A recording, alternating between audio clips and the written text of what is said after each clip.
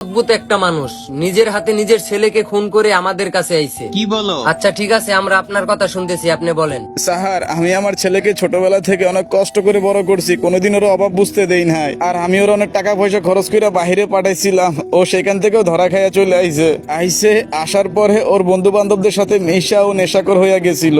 আর ও প্রতিদিন ওর মাকে মারধর করতো।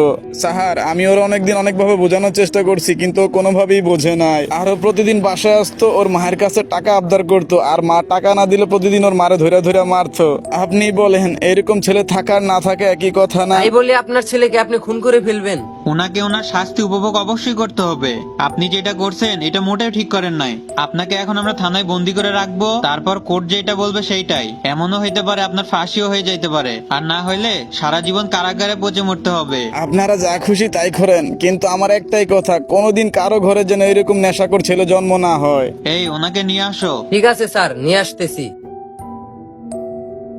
এই যে এইখানে এখন থেকে আপনাকে থাকতে হবে। আপনি যে অন্যায় করছেন এটা কোনোভাবে মুক্তি পাওয়ার যোগ্য না।